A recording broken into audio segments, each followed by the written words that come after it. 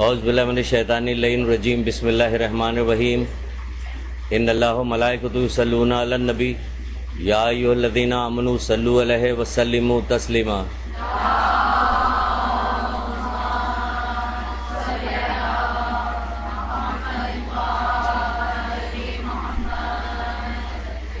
بسم اللہ الرحمن الرحیم ایاک نعبد و ایاک نستعین۔ درود پڑھیے محمد آل محمد۔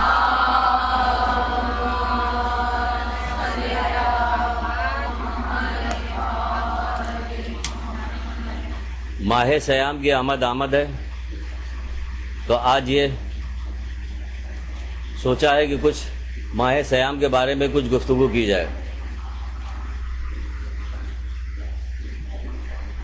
دیکھیے، ہمارے یہاں مسئلہ اپنے یہاں سے شروع کرتے ہیں کہ ہمارے یہاں ہے کیا۔ جب اللہ تعالیٰ کسی سے برائی کا ارادہ کرتا ہے تو کیا کرتا ہے؟ ان کو ظاہر پرستوں کے حوالے کر دیتا ہے۔ ہر کام جو ہے ہمارے یہاں جو ہے وہ ایک طرح سے دیکھا جائے تو فیسٹیول کے طور سے منایا جاتا ہے۔ جیسے کوئی ایک تیوہار، فیسٹیول سمجھ لیے، میلے کے طور پہ ہر کام ہو رہا، جو سب کر رہے ہوتے ہیں وہی ہم بھی کر رہے ہوتے ہیں۔ مولا کہتے ہیں کہ نہج البلاغہ میں فرماتے ہیں کہ نیکیوں میں تو تم جدا جدا ہو، برائیوں میں ایک ہے۔ جو جب برائی کا مسئلہ آ جاتا ہے تو نہ کہیں کوئی شیعہ ہوتا ہے، نہ کوئی سنی ہوتا ہے، نہ وہابی، قادیانی، دیوبندی، کوئی بھی نہیں ہوتا۔ سب مل کے وہ برائی کر رہے ہوتے ہیں، عام ہوتی۔ بے پردہ ساری عورتیں گھوم رہی، کوئی کہنے کو تیار نہیں کہ یہ کون ہے، یہ کون ہے۔ داڑھی موڈے سب ہیں، گانا سب مل کے سن رہے ہیں، جھوٹ سب بول رہے ہیں، غیبتیں سب کر رہے ہیں، بے ایمانیاں سب کر رہے ہیں، ہر کام سب کر رہے ہوتے ہیں، اس میں کوئی بھی الگ الگ نہیں ہوتا۔ تو مولا یہی بات کہہ رہے ہیں کہ تم برائیوں میں ایک ہو اور نیکیوں میں جدا جدا ہو۔ جب کوئی نیکی کی بات آ جاتی ہے تو پھر فوراً ہی سب کے جھنڈے اوپر اٹھنے لگتے ہیں کہ ہم یہ ہیں، ہم وہ ہیں۔ تو بتانے کا مطلب یہ کہ یہ وہ بابرکت مہینہ ہے، عظیم ترین مہینہ ہے، بابرکت مہینہ ہے کہ جس کے سلسلے میں باقاعدہ سیمینارز ہونے چاہیے، اور ہر سال بار بار اس کو ریپیٹ کیا جانا چاہیے، کیونکہ ہر سال ریپیٹ کرنا، تنبیہ کرنا، بار بار کہنا جو ہے ایک انسان کے لیے اتنا ضروری ہے کہ اللہ تعالیٰ بھی بار بار بہت سی چیزوں کو ریپیٹ کرتا ہے۔ وعلیکم السلام۔ اور بہت ساری چیزوں کو اگر نہ دہرایا جائے، نہ تنبیہ کی جائے تو بہت زیادہ خفا ہوتا ہے، یعنی کہ وہ خود بھی چاہتا ہے کہ کسی چیز کو بار بار کہا جائے، یہاں تک کہ اس کو شامل کر دیا جاتا ہے ان چیزوں میں، جیسا کہ آپ کو بار بار پھر وہی کہیں گے بار بار۔ ہم نے بار بار بہت ساری حدیثیں سنائی ہیں، اس میں سے ایک پھر سن لیجئے ابھی بار بار میں۔ وہ کیا ہے کہ حضرت پانچویں امام محمد باقر علیہ السلام،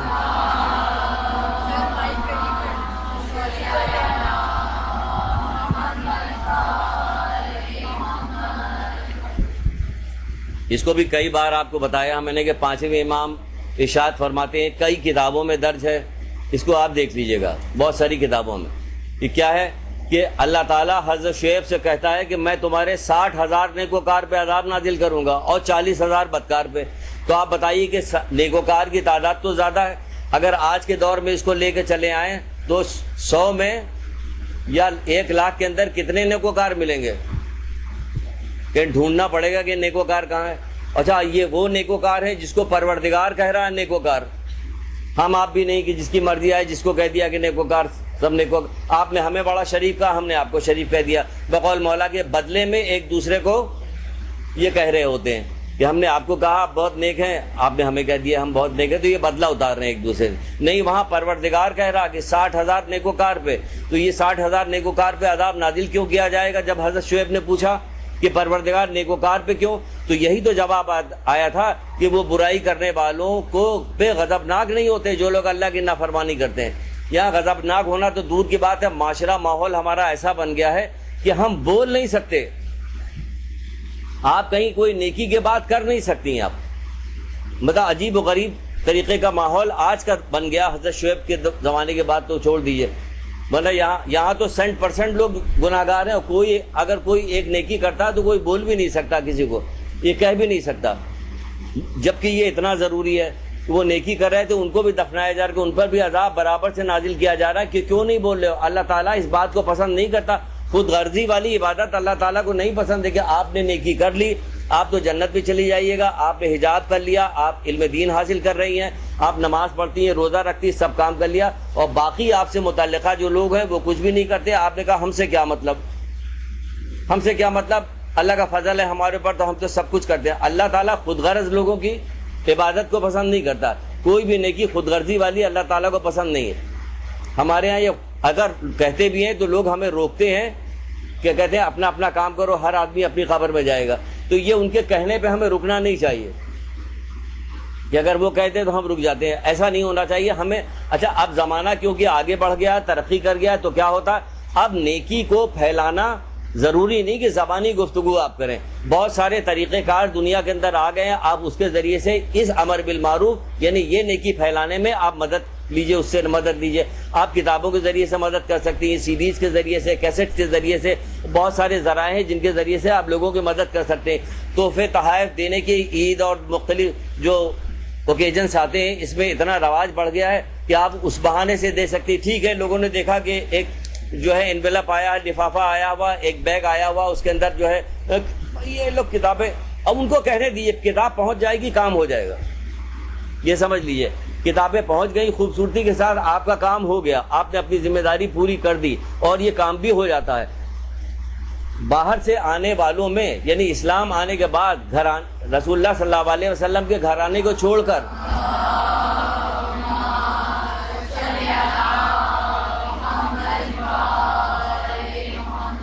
جو لوگ دائرہ اسلام میں داخل ہوئے ان میں سب سے زیادہ بلند مرتبہ کس کا ہے؟ رسول اللہ صلی اللہ علیہ وسلم کے گھرانے اور رشتہ داروں کو چھوڑ کر جو لوگ دائرہ اسلام میں داخل ہوئے اس میں سب سے زیادہ بلند درجہ کس کا ہے؟ سلمان فارسی کا ہے. تو آپ کو پتا کہ سلمان فارسی یہ یہاں تک پہنچے کیسے؟ صرف ایک کتاب کے ذریعے سے. یہ کتاب تھی جس کے ذریعے سے سلمان فارسی یہاں تک پہنچا ہے. اور اسی طرح بہت ساری چیزیں ایسی کہ آپ علم کو پھیلائیے گا, لوگ دیکھیں گے, بتائیں گے. تو اس لیے یہ جو ماہ سیام ہے یہ جو آ رہا ہے اس میں بہت ساری سیمینارز ہونے چاہیے. کہاں برپا ہوئے سیمینار؟ کچھ نہیں ہوتا کہ آپ نے اپنے گھر میں ہی 4 اپنی دوستوں کو یہیں کی بلا لیا, مجمع لگا لیا, تو 2 رشتہ دار غیر بھی آ کے بیٹھ جائیں گے اس میں, تو آپ نے ان کے درمیان گفتگو کی. تو یہ بات پھیلانی ضروری ہے. اچھا اس میں ماہ سیام میں ہے کیا, ہوتا کیا ہے؟ جو چیز پورے سال میں ایک مومن کی ذمہ داری ہے وہی ماہ سیام میں بھی ذمہ داری ہے. پورے سال صرف یہ ہے کہ اس میں روزہ بھی رکھنا پڑے گا, اور پورے سال جو ذمہ داری وہ اس میں بھی ہے. کون سی ذمہ داری اس میں بتائی جا رہی ہے جو عام زندگی میں مومن کو اس سے استثناء قرار دیا گیا؟ اگر ہم قرآن سے شروع کرتے ہیں گفتگو کو, ایک درود پڑھیے محمد عالم.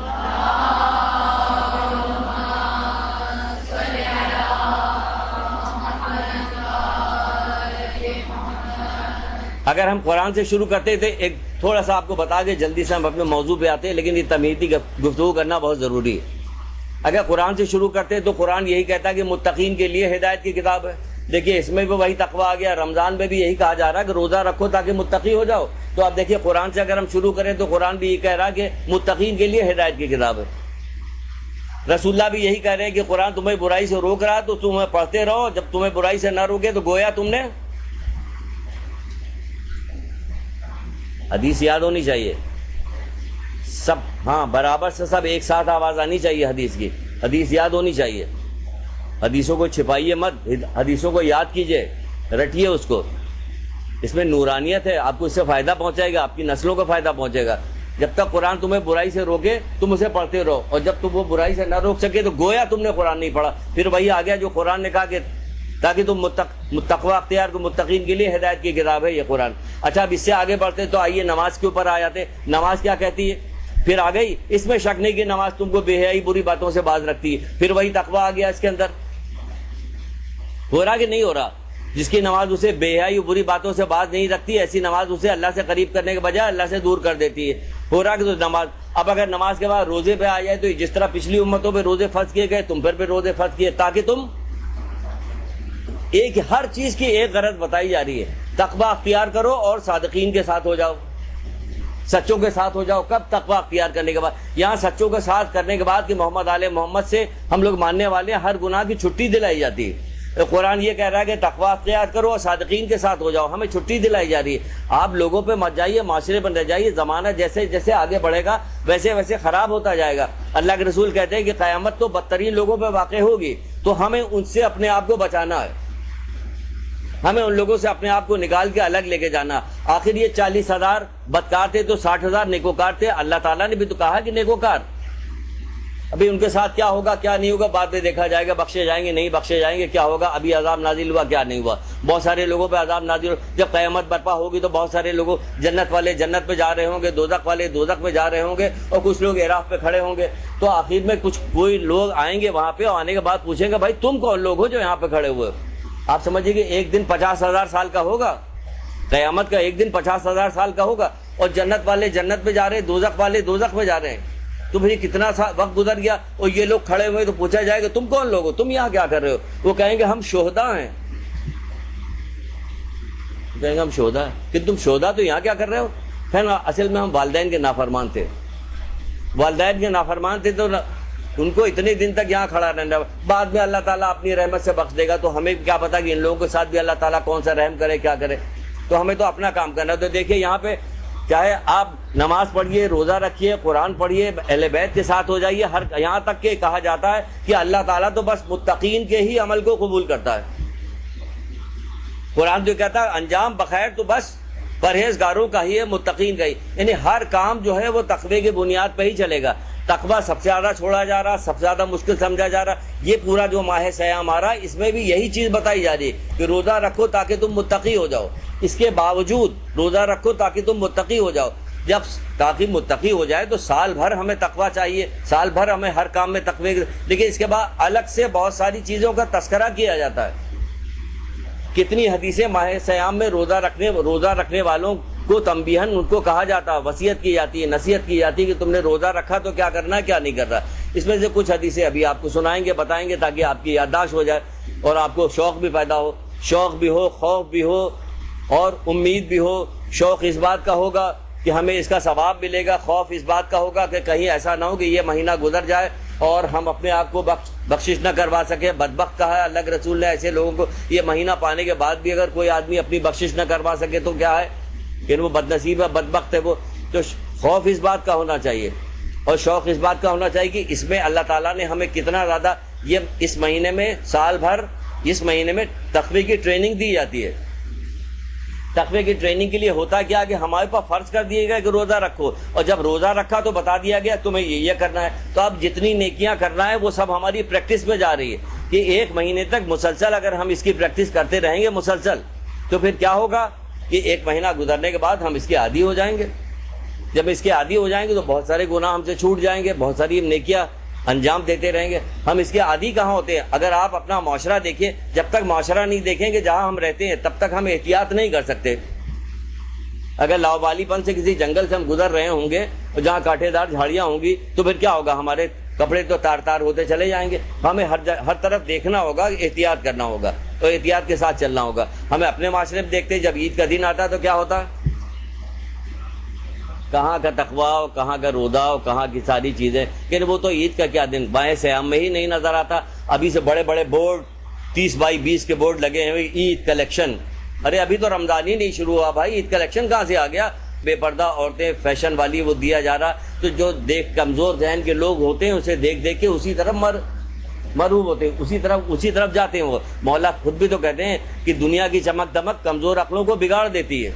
مولا مشکل کشا کا یہ قول ہے کہ نہیں قول ہے.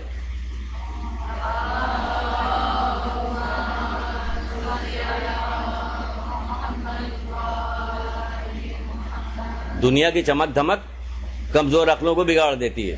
یعنی جو لوگ کمزور ہوتے ہیں اس چمک دھمک کی طرف چلے جاتے ہیں. جو لوگ طاقتور ہوتے ہیں وہ بھوک ہو یا پیاس ہو یا خوف ہو مولا ہی کے ساتھ رہتے ہیں, ہے نا. ادھر تو چمک دمک کچھ بھی نہیں تھی نا, تو وہ مولا کے ساتھ تھے. جن لوگوں کو دنیا چاہیے, رے کی حکومت چاہیے, وہ یزید کی طرف چلے گئے. پھر انجام کیا ہوا, آج تک اسی کو پیٹ رہے ہیں ہم لوگ. لیکن کیا ہوا, اس کے فلسفے کو نہ سمجھ کے عمل ویسے ہی کر رہے ہیں کہ ہم بھی دنیا کی چمک دمک کی طرف بھاگنے لگتے ہیں. تو بہرحال ہمیں روزہ رکھنا ہے. یہ روزہ کیسے رکھنا ہے, کیا کرنا ہے, اس کے اندر کیا چیز اہم ہے, تقویٰ کیسے اختیار کریں گے, اس کی صرف ایک چیز اگر آپ مد نظر رکھ لیجئے، کیا ہے؟ صبر۔ یہ صبر کے بغیر تو کوئی کام ہونے والا نہیں ہے۔ روزہ بھی صبر کا بہت بڑا امتحان ہے کہ روزہ رکھیں ہم، اور اگر صبر نہ کرے تو کسی فضیلت کو پا نہیں سکتے، کوئی نیکی اختیار نہیں کر سکتے، کسی گناہوں سے بچ نہیں سکتے۔ تو کیا ہوگا؟ روزہ رکھنا ہے ہمیں صبر کے ذریعے سے۔ صبر اہم ترین چیز ہے کہ اس کے اندر بھی صبر جو ہے وہ سب سے زیادہ اہم ترین ہے۔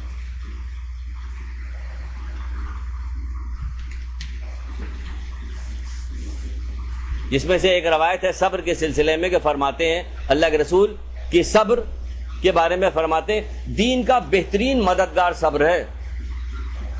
دین کا چھوٹی سی حدیث ہے، چھوٹی سی حدیث دیکھ لیجیے، کہتے ہیں دین کا بہترین مددگار کیا ہے؟ صبر۔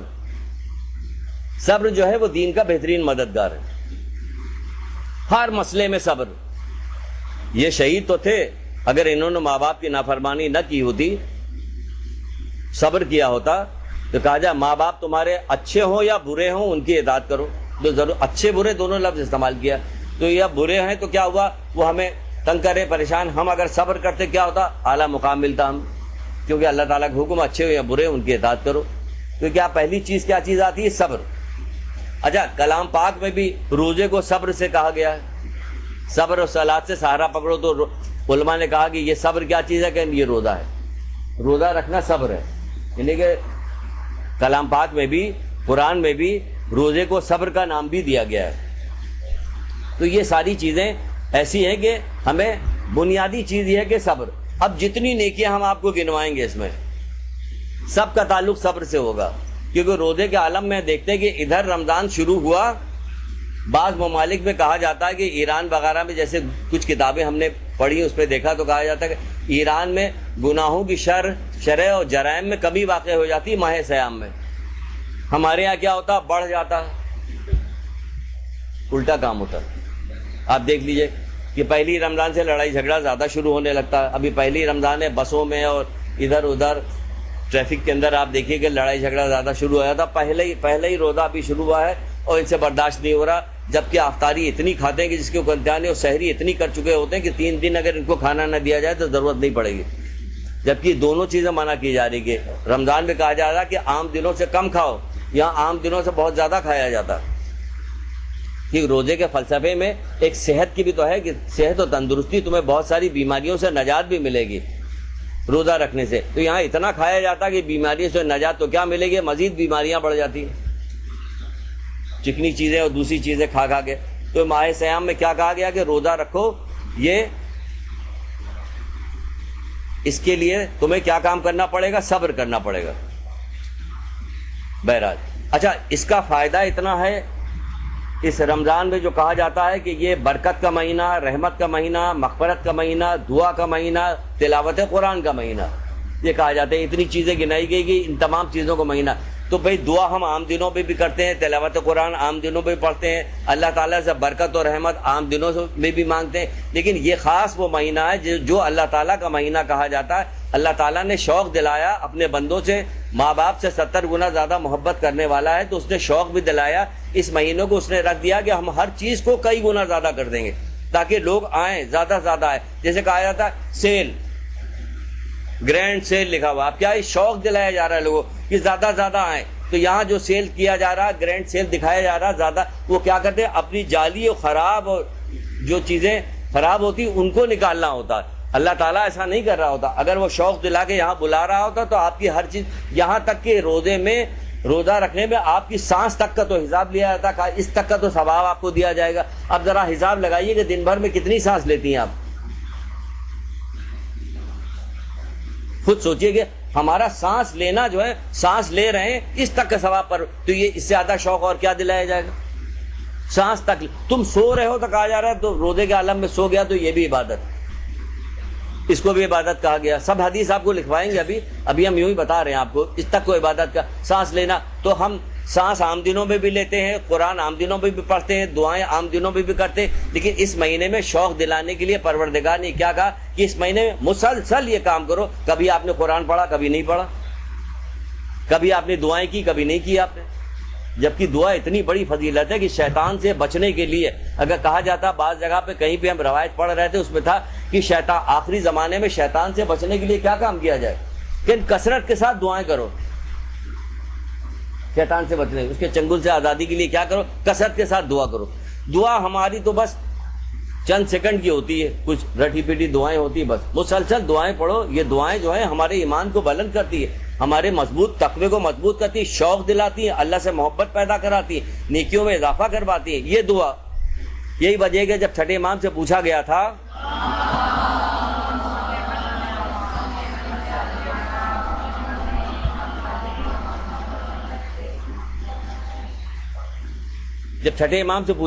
وہ دو آدمی جو مسجد میں نماز پڑھ رہے تھے، ایک آدمی نماز پہ نمازی پڑھے جا رہا تھا اور ایک آدمی نماز پڑھ کے دعا کر رہا تھا.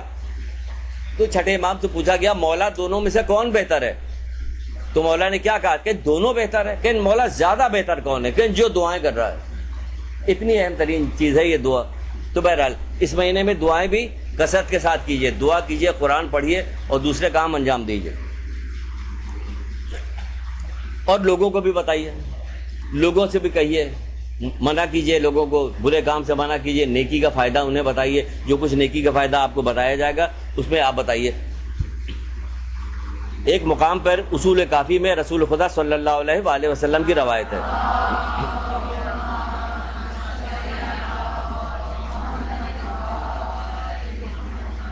آپ فرماتے ہیں قیامت کے دن خدا کے سامنے اس شخص کا مقام اور درجہ زیادہ بلند ہوگا. قیامت کے دن خدا کے سامنے اس شخص کا درجہ اور مقام اور درجہ زیادہ بلند ہوگا.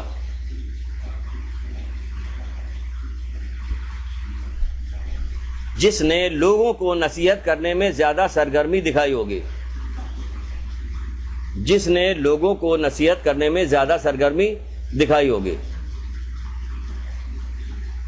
یہ اس لیے بار بار کہہ رہے ہیں کہ یہاں سن تو لیا آپ نے، اپنے طور پہ سب کام دوسروں کو بھی تو بتائیے تاکہ معاشرے میں زیادہ سے زیادہ لوگ زیادہ سرگرمی دکھائی ہوگی.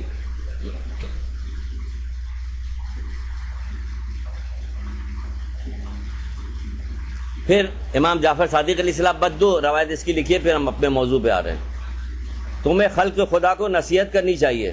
چھٹے امام فرماتے ہیں تمہیں خلق خدا کو نصیحت کرنی چاہیے کیونکہ تم اس سے بہتر کوئی عمل نہیں پاؤ گے.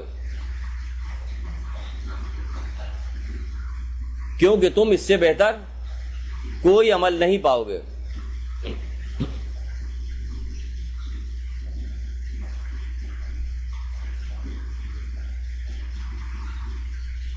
تو ہمیں اس مہینے میں بھی اس کام کو بھی انجام دیتے رہنا ہے، کیونکہ اس مہینے میں جہنم کے دروازے بند کر دیے جاتے ہیں، بہشت کے دروازے کھول دیے جاتے ہیں. اس مہینے میں گناہ معاف ہو جاتے ہیں. تو سارا یہ کام کرنا ہے کیونکہ برکت، رحمت و مغفرت کا مہینہ ہے. اس مہینے میں سب سے افضل کام، جب اللہ کے رسول نے ایک طولانی خطبہ دیا تو آخر میں مولا مشکل کشا حضرت علی علیہ السلام نے جب رسول اللہ سے پوچھا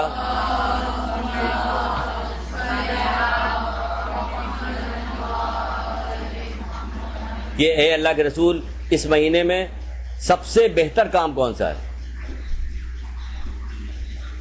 جواب آنا چاہیے یہیں سے.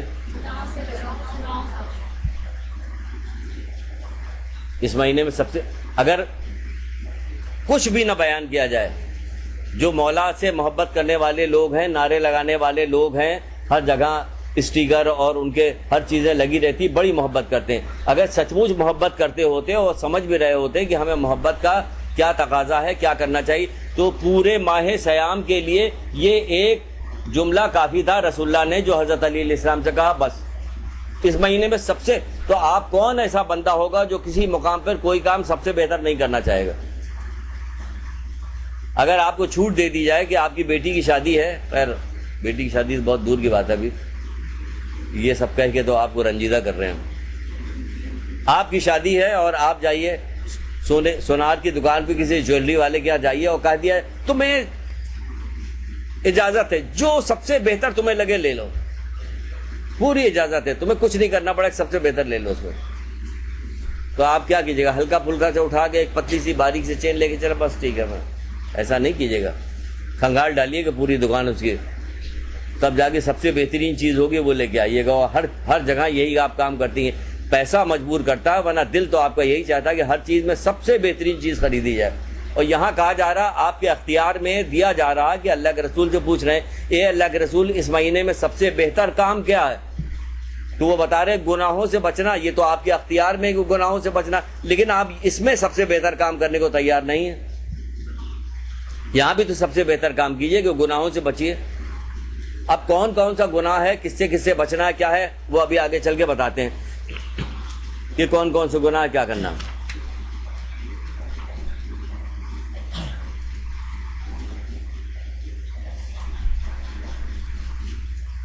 جب گناہوں سے بچیں گے تو ہوگا کیا؟ اس مہینے میں ہوتا کیا ہے؟ ایک ایک کام. رسول اللہ صلی اللہ علیہ وسلم کی ایک روایت ہے, بڑی خوبصورت روایت ہے, لکھیے یا سنیے, لکھیے نہیں سنیے.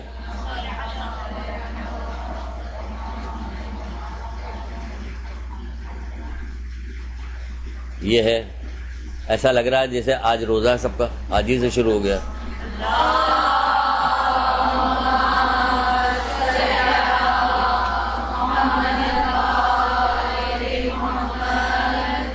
اللہ کے رسول نے یہ بھی فرمایا ہے کہ اس مہینے میں زیادہ سے زیادہ مجھ پر درود پڑھو.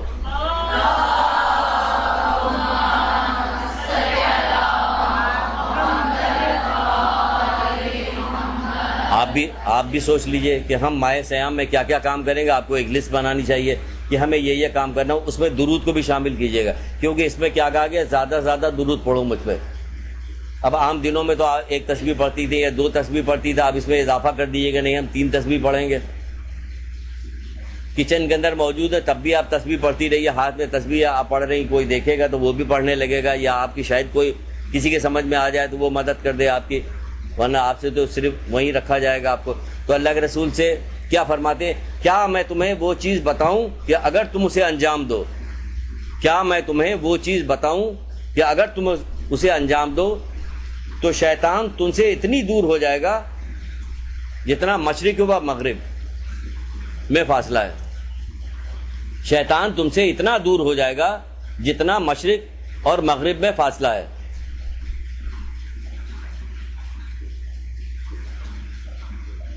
عرض کیا گیا کہ اے اللہ کے رسول بتائیے, تو آپ نے فرمایا رمضان کا روزہ شیطان کے چہرے کو کالا کر دیتا ہے. رمضان کا روزہ شیطان کے چہرے کو کالا کر دیتا ہے.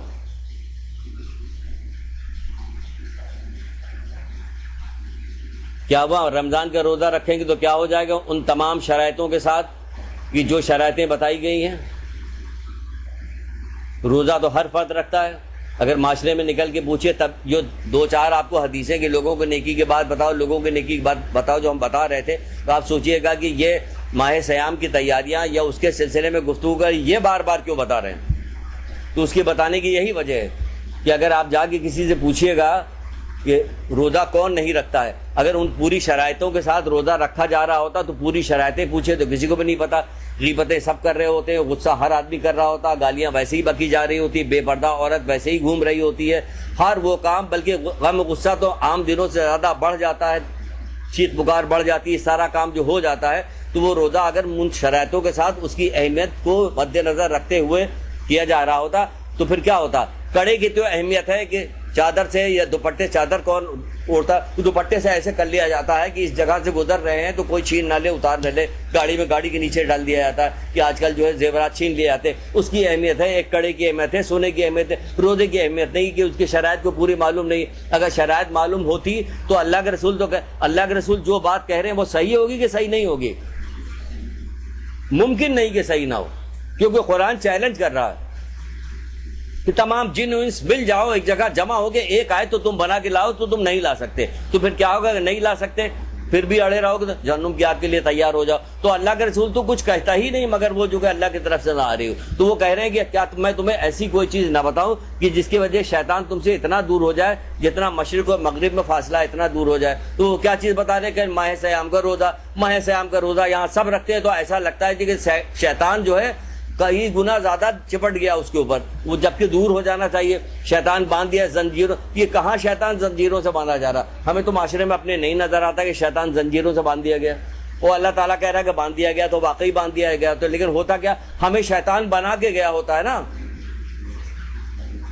ہمیں تو بنا چکا ہوتا ہے شیطان. ہم تو اپنے ہی رنگ میں، شیطان کے رنگ میں رنگ چکے ہوتے ہیں پہلے سے، اسی رنگ میں رنگے. کہانی ہے کہ برے لوگوں کی صحبت میں نہ بیٹھو ورنہ اسی جیسے ہو جاؤ گے. تو ہم 24 گھنٹہ شیطان ہمارے اندر حلول کیا رہتا ہے، تو ہم شیطان ہو جاتے ہیں. کیا آپ کو اس بات کا یقین نہیں ہے جو حدیث میں کہا جا رہا ہے کہ شیطان کو زنجیروں سے باندھ دیا جاتا ہے؟ سب کو یقین ہے. پھر کبھی سوچتے کیوں نہیں کہ شیطان تو زنجیر سے باندھ دیا گیا، ہم کسی گناہ سے نہیں بچ رہے سوائے فاقہ کرنے کے.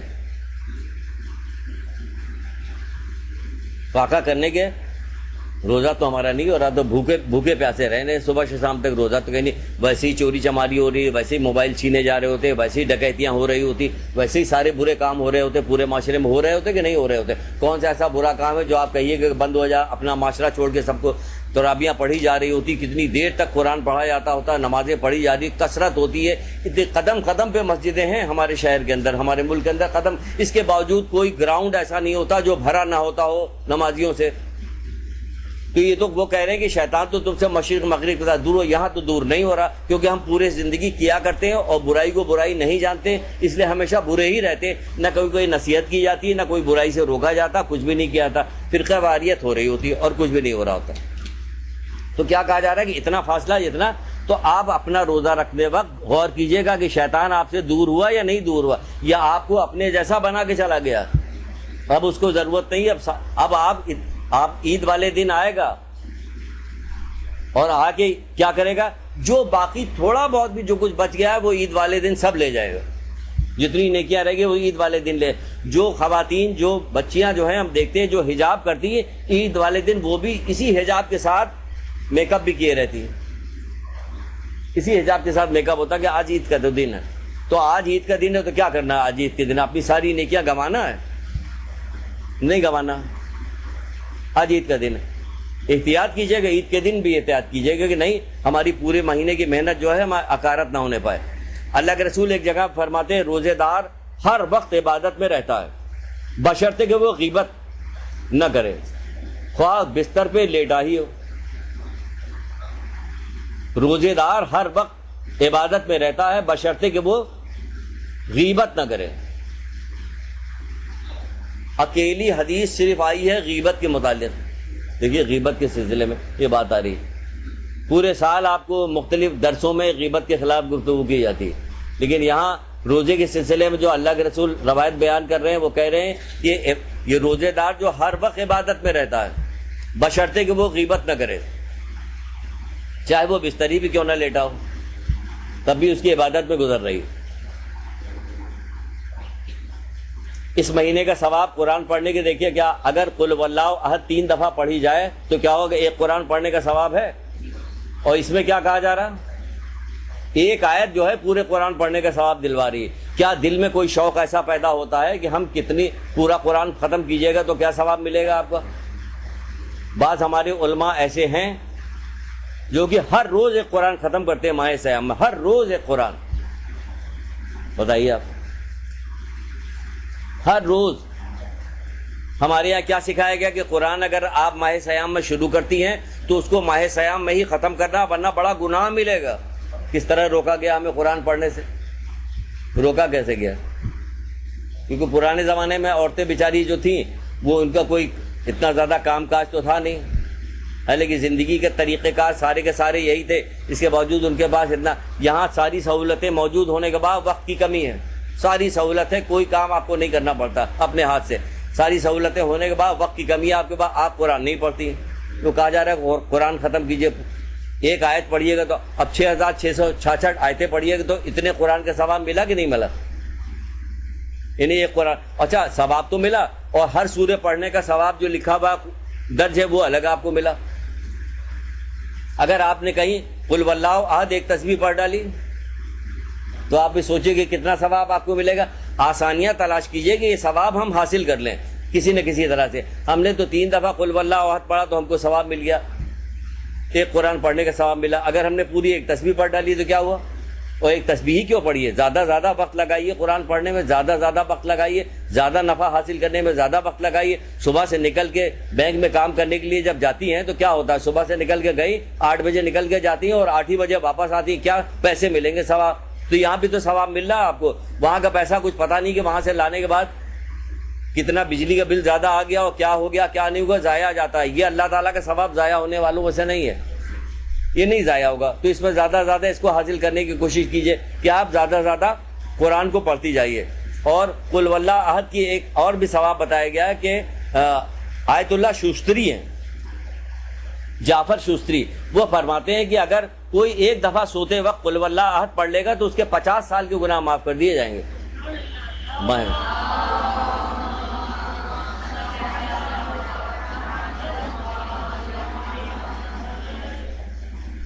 فرماتے جس نے ایک دفعہ سونے سے پہلے قل واللہ، ایک دفعہ سونے سے پہلے، آپ سوچئے کیا فائدہ بتایا جا رہا، تو اس کے 50 سال کے گناہ معاف ہو جائیں گے، اور جس کی عمر ہی 50 سال نہ ہو تو کہا جا رہا ہے اس کے آئندہ کے گناہ معاف کر دیے جائیں گے۔ اتنا ثواب ملا۔ یہ مہینہ کیسا آ رہا اور کتنے ثواب ہے؟ ان میں سے نہ ہوئیے گا، لیکن بیچ بیچ میں سے آپ کو تنبیہ بھی ثواب گناتے جا رہے ہیں اور تنبیہ کرتے جا رہے ہیں۔ ان میں سے نہ ہو جائیے گا جو لوگ راتوں کو تو نماز شب کے لیے اٹھتے ہیں مگر انہیں سوائے بیداری کا کچھ حاصل نہیں ہوتا، شرائط پوری نہیں کرتے نا، نہیں ہوتا۔ اور کتنے سارے روزے دار ہیں جنہیں سوائے بھوک و پیاس کے اور کچھ حاصل نہیں ہوتا۔ تو یہ بھوک و پیاس والا روزہ مت رکھیے گا، بلکہ روزہ رکھیے گا، ایسا روزہ رکھیے کہ جس میں آپ کو فائدہ ملے، ثواب ملے گا۔ قرآن پڑھنے کا دعائیں زیادہ سے زیادہ کیجیے، توبہ کیجیے، استغفار کیجیے، دعا پڑھیے، یہ ساری چیزیں ہیں جو آپ کرتی رہیے۔ اور اس میں کیا کرنا ہوگا؟ اب سنتی جائیے کیا کرنا ہوگا۔ 8ویں امام رضا علیہ السلام ارشاد فرماتے ہیں،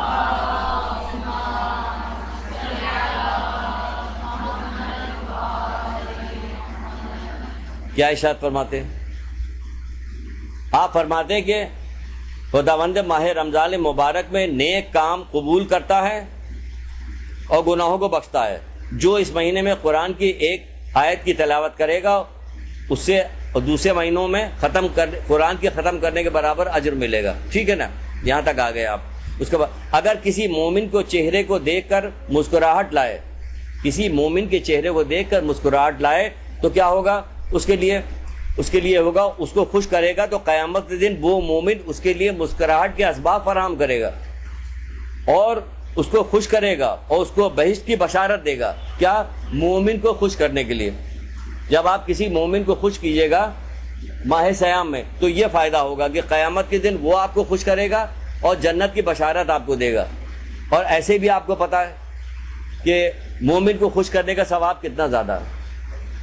اللہ تعالیٰ کے نزدیک ایمان کے بعد مومن کو خوش کرنے سے زیادہ تو کوئی اور چیز پسندیدہ نہیں ہے، اللہ تعالیٰ پہ ایمان لانے کے بعد سب سے زیادہ تو۔ لیکن اگر اس مہینے میں خوش کیا جائے تو کیا ہوگا؟ یہ رسول اللہ صلی اللہ علیہ وسلم کی باقاعدہ روایت ہے، چھٹے امام کی روایت ہے۔ کیا کہتے ہیں کہ اللہ تعالیٰ کے نزدیک ایمان کے بعد مومن کو خوش کرنے سے بڑھ کر اور کوئی عمل افضل نہیں ہے جو اس مہینے میں کیا جائے گا۔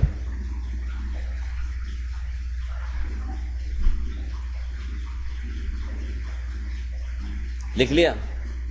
یہ لکھنے والا سلسلہ کیوں چل رہا ہے؟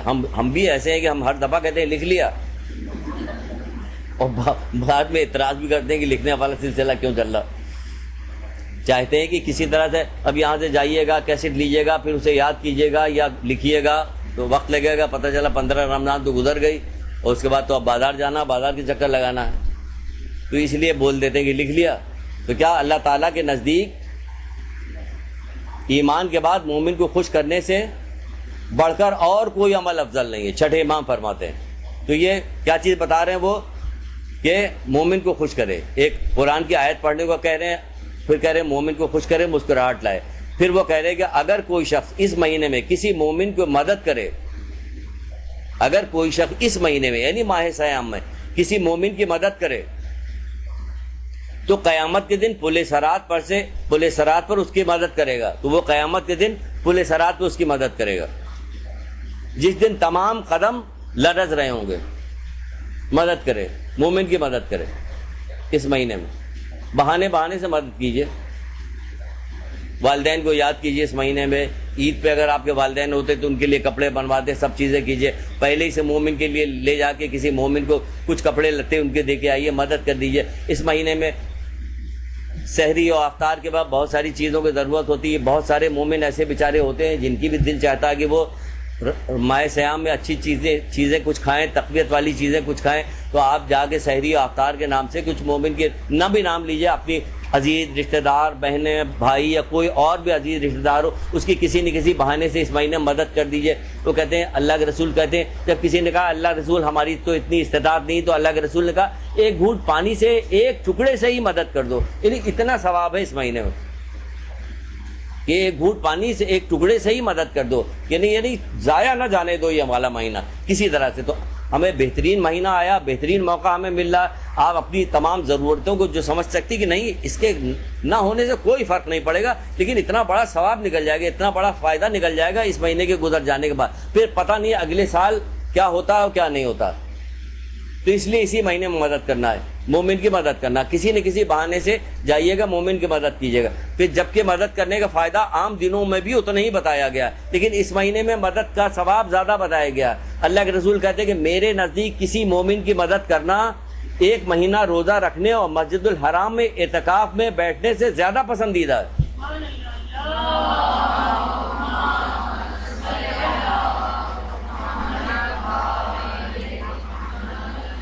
میرے نزدیک کسی مومن کی مدد کرنا ایک مہینہ روزہ رکھنے اور مسجد الحرام میں اعتکاف میں بیٹھنے سے زیادہ پسندیدہ. ہم اذیت دینے سے ہی نہیں باز آ رہے ہیں. پورے معاشرے میں دیکھ ڈالیے کہ ہم عزیز رشتہ داروں کو ہی اذیت پہنچا رہے ہوتے ہیں, حسد کر رہے ہوتے ہیں, دشمنی کر رہے ہوتے ہیں, غیبتیں کر رہے ہوتے ہیں, چغلیاں کر رہے ہوتے ہیں, ایک دوسرے کو لڑا رہے ہوتے ہیں. ہم یہ کام کر رہے ہیں, وہ کہہ رہے ہیں میرے نزدیک افضل الانبیاء, میرے نزدیک جنت جو ان کے بچوں کی جنت کے شہزادے, ان کے بچے جنت کے شہزادے, ان کے بچے, ان کی بیٹی جو ہے جنت میں عورتوں کی سردار ہے. وہ رسول کہہ رہا کہ میرے نزدیک کسی مومن کی مدد کرنا یہ فائدہ. تو آپ مدد نہیں کیجیے گا, یہ فائدہ بتا رہے میرے نزدیک. کہہ دیتے کہ مومن کی مدد کرنا ایک مہینہ روزہ رکھنے اور مسجد الحرام میں اعتکاف کرنے سے نہیں, یوں نہیں کہا میرے نزدیک, یعنی اپنے نزدیک بتا رہے. تو آپ سوچئے کہ ہمارے لیے کتنی فائدہ مند وہ چیز ہوگی اگر ہم ایسا کریں. تو میری بہنوں, میری بچیوں, اس وقت کو, ماہ سیام کے اس وقت کو مومنین کی مدد کرنے سے جانے نہ دینا, جانے نہ پائے مگر یہ کہ مومنین کی مدد کرنا. کہ اپنے تمام جذبات کو, تمام اختلافات کو, تمام قدورتوں کو روک لیجئے.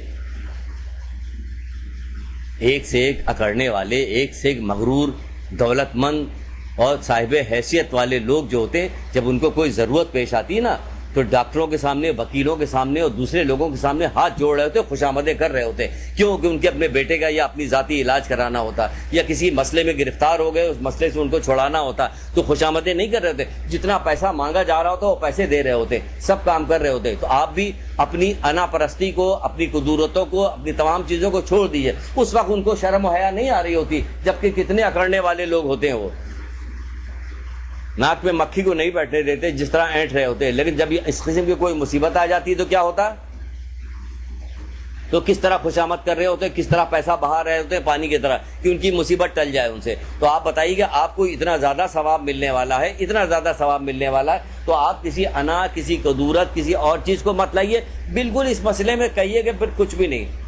کوئی یہ شیطان جو ہمیں حیا اور شرم و حیا دلا رہا ہے نا نیکی کے کام میں, تو یہ کوئی شرم حیا نہیں, نیکی کرنے میں کوئی شرم حیا نہیں.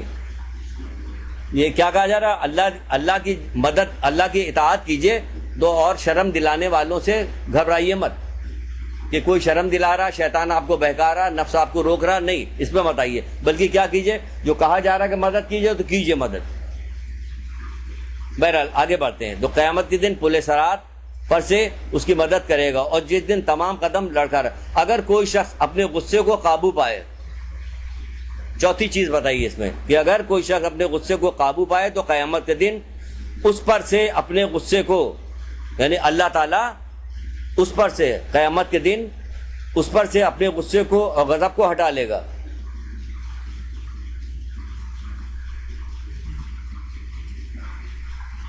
غصہ ہی بہت آتا ہے اس مہینے میں, سب سے زیادہ غصہ آ رہا ہوتا ہے. تو کہتے ہیں ہٹا لے گا، اپنے غصے کو ہٹا لے گا۔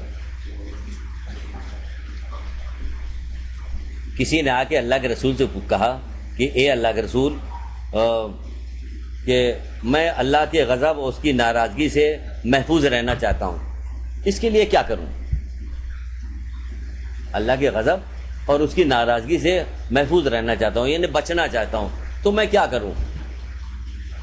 ہمیں بھی سوچنا چاہیے کہ ہاں بھائی سوال تو بڑا اچھا کیا، یہ تو ہر آدمی کے ساتھ پیش آنے والا ہے کہ اللہ کے غضب سے بچ جائیں ہم کسی طرح، تو کیا کریں؟ تو اس کی ترکیب کیا بتائیے؟ آپ نے ارشاد فرمایا کسی پہ غضبناک نہ ہو، کسی پہ غضبناک نہ ہو۔ یہاں کیا پوچھنا، اختیار مل جائے پھر دیکھیے، وہ سر عابد آپ سے کہتے نہیں تھے، کسی درس میں آپ سے کہا ہوگا، آپ کو بتایا ہوگا، کیا کریں کہ غصہ بڑا چالاک ہوتا ہے، ہمیشہ کمزوروں پہ مجبور لوگوں پہ آتا ہے، طاقتور لوگوں پہ نہیں آتا ہے نا۔ جو غصہ کیا چالاک ہوتا ہے، تو صحیح بات انہوں نے کی کہ غصہ بڑا چالاک ہوتا ہے، ہمیشہ کمزوروں پہ آتا ہے، کسی طاقتور آدمی پہ نہیں آتا۔ جب کسی آدمی نے نیچے سے اچھا کپڑا پہن کے گزر رہا تھا، اوپر سے کسی نے دال پھینک دی، یہاں تو عادت ہے نا، گھر میں ڈسٹ بن موجود ہے، سب کچھ موجود ہے، لیکن لوگوں کی عادت ہے کہ کوئی اس قسم کی چیزیں جو باہر اٹھا کے پھینک دیتے ہیں۔ یہ ہمارے معاشرے کا کلچر ہے۔ ہمارے یہاں اپارٹمنٹ کے اندر روزانہ صبح کے بعد جمعدار آتا ہے، دروازے پہ بیل بجا کے سب کے دروازے سے جو ان کی ڈسٹ بن ہوتی ہے، کوڑے دان ہوتا ہے، اس کو اٹھا کے لے جاتا ہے۔ یقین جانیے کہ اس کے جانے کے آدھے گھنٹے بعد دیکھیے پورے اپارٹمنٹ کے اندر گندگی پھیلی رہتی ہے، سب چیزیں ادھر سے ادھر پھینکی جا رہی۔ یہ کلچر بنا، ہم کو ان تمام برائیوں سے اپنے آپ کو نکال لینا، اپنے آپ کو نکال لینا۔ کتنے انبیاءوں کے واقعات جب حیات القلوب پڑھیے گا تو اس میں دیکھیے گا کتنے انبیاءوں کے واقعات ہیں کہ پورے جگہ قریہ سے پورے لوگوں میں حضرت ابراہیم علیہ السلام تبلیغ کر رہے، ایک آدمی نکل کے آ رہا۔ تعریف تو ہو رہی نہیں کہ ایک آدمی نکل کے آ رہا، ایک آدمی نکل کے آ رہا، کیا ہو رہا؟ تعریف ہو رہی۔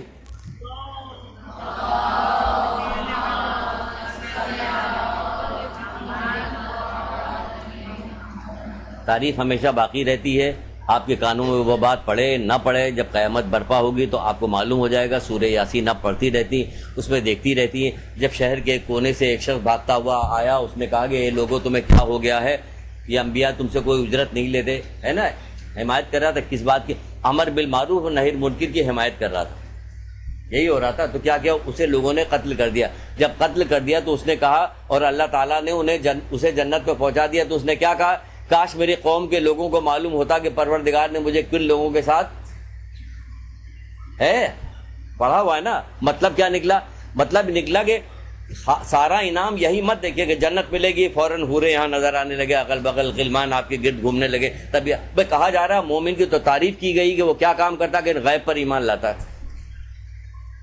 کب حضرت عیسیٰ کے زمانے کی کب واقعات اگر آپ عبرت حاصل کیجئے اور کبھی غور کیجئے، دیکھیے، اور اللہ تعالیٰ سے دعا بھی مانگا کیجئے کہ آپ کو پروردگار حکمت دے، علم کا شوق دے، حکمت پیدا کرے، تو آپ دیکھیں تو آپ کو ملے گی بہت۔ کب حضرت عیسیٰ اپنے حواریوں کے ساتھ کہیں چلتے چلے جا رہے تھے،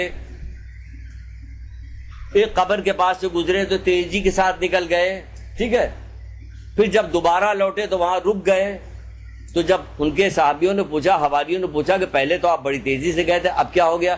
کہنے لگے پہلے اس قبر کے اوپر صاحب قبر پہ عذاب ہو رہا تھا اور اب اس پہ عذاب نہیں ہو رہا۔ تو ان لوگوں نے پوچھا کہ اس کی کیا وجہ ہے؟ تو کہا کہ اس کا ایک بیٹا جب ذرا سا بڑا ہوا تو ایک معلم کے پاس مدرسے میں گیا، معلم نے کہا کہ کہو بسم اللہ الرحمن الرحیم، وہ اس نے کہا بسم اللہ الرحمن الرحیم، اللہ کی رحمت جوش میں آئی اور اس کے باپ کو بخش دیا، ہے یا نہیں ہے؟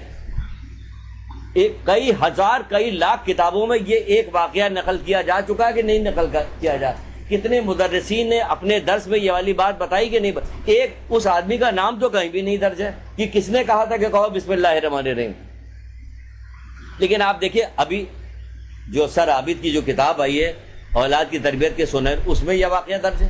اسی میں تو دیکھنے کے بعد میں سوچنے لگا کہ بھائی یہ ایک واقعہ حضرت عیسیٰ کے زمانے میں ہوا، اب تک لاکھوں کتابوں میں یہ لکھا جا چکا ہے اور لاکھوں مدرسین نے اس کا تذکرہ کیا ہے، اور کام اس آدمی نے ایک کیا تھا کہ تو آپ اگر نیکی کے بعد تمام پھیلاتی رہیے گا تو کیا ہوگا کہ آپ کو چاہیے فوراً کہ اسی وقت مل جائے، اس کو بھی اجر ملا، جو باپ تھا اس کا، بیٹے کو بھی اجر ملا، اس معلم کو بھی اجر ملا ہوگا۔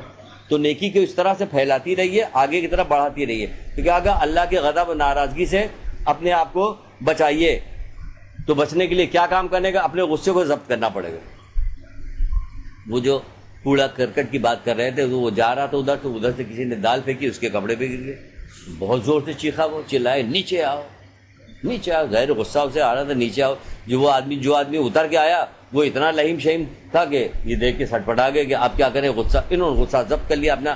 کیا بات، اس نے جو چیخ کے کہا کیا بات ہے؟ دال بہت مزیدار تھی. کہاں گیا غصہ؟ اب سمجھ میں آیا کہ آپ کے سر صحیح کہتے ہیں کہ غصہ بڑا چالاک ہوتا ہے. تو ذرا چالاکی ماہ سیام میں بھی تو دکھائیے. اس کو ذرا بند کر دیجیے تاکہ آواز آنی بند ہو جائے. یہ چالاکی ماہ سیام میں بھی دکھائیے آپ، تاکہ آپ کو غصہ ضبط کرنے کا یہ والا فائدہ ملا کہ قیامت کے دن پروردگار اپنے غصے کو روک لے گا، آپ سے اپنے غضب و غصے کو روک لے گا. پھر مولا فرماتے ہیں، مولا مشکل کشا حضرت علی علیہ السلام،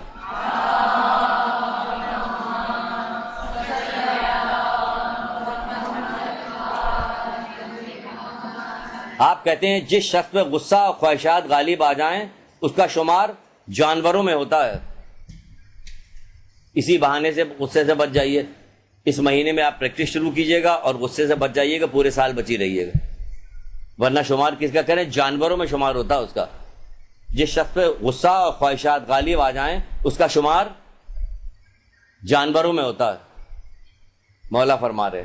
پھر مولا ہی ایک جگہ فرماتے کہ جو اپنے غصے کو قابو میں نہیں کرتا ہے، یعنی جو اپنے غصے کو قابو میں نہیں کر پاتا، تو پھر کیا ہوتا ہے؟ وہ ہم میں سے نہیں ہے.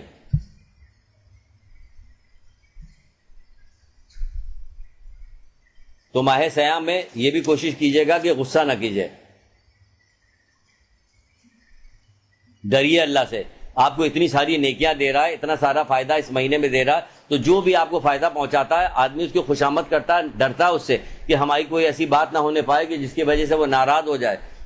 اور پھر حضرت علی یہ بھی فرماتے ہیں کہ جو اللہ سے ڈرتا ہے وہ کسی پر اپنا غصہ نہیں ٹھنڈا کرتا. تو اپنی نشانی یہ دیکھیے کہ آپ اللہ سے ڈر رہے ہیں کہ نہیں ڈر رہے ہیں. جو اللہ سے ڈرتا ہے وہ کسی پر اپنا غصہ ٹھنڈا نہیں کرتا.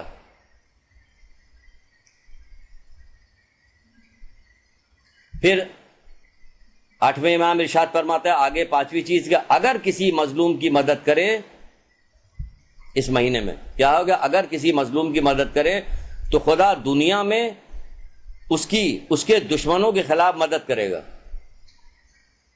اگر کسی مظلوم کی مدد کرے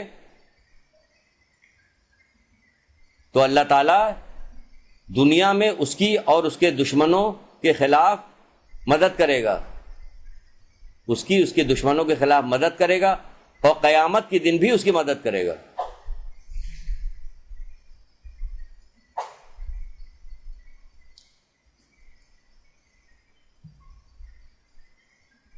قیامت کے دن بھی اس کی مدد کرے گا. کسی پریشانی، کسی مشکل میں ماہ سیام میں کوئی مومن، کوئی بندہ اگر ہو جائے تو جلدی سے اس کی مدد کر دیجئے تاکہ اس کی عبادت میں کوئی چیز مانے نہ ہونے پائے، وہ بھی عبادت دل لگا کے کرتا رہے. اس کی جا کے دل جوئی کیجئے یا مدد کر دیجئے گا تو پروردگار آپ کے دنیا میں مدد کرے گا دشمن سے، اور قیامت کے دن میں مدد کرے گا. یہ دونوں جگہ آپ کو مدد کی جائے گی. پھر حضرت 6 امام فرماتے کہ جو شخص کسی مومن کی کوئی تکلیف دور کرے، جو شخص کسی مومن کی کوئی تکلیف دور کرے تو اللہ تعالیٰ اسے آخرت کی تکلیف رفع فرمائے گا. اللہ تعالیٰ اس سے آخرت کی تکلیف رفع فرمائے گا.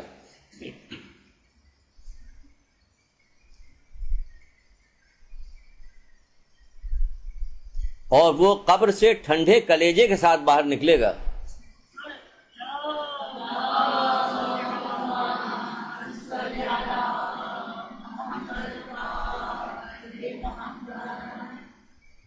بڑی دشوار جگہ ہے یہ قبر. ٹھنڈے کلیجے کے ساتھ باہر نکلے گا. کس مسئلے میں؟ جب کسی مومن کی کوئی تکلیف دور کرے. اور اس مہینے میں تو یہ امام رضا علیہ السلام نے اس مہینے کے حوالے سے ساری چیزیں کہی ہیں. آپ کہیے بس اس مہینے میں کر لیں گے، اگلے مہینے تو پھر ہم ہیں اور وہ ہے، پھر کیا پوچھنا. نہیں، ایک مہینے تک مسلسل عادت ڈالیے گا تو انشاءاللہ اگلے مہینے میں، ایسا نہیں ہونے پائے گا. پورے سال آپ کی ایک عادت بن جائے گی، اور جب عادت بن جائے تو آپ کو تو پتا ہے کہ عادت کا بدلنا.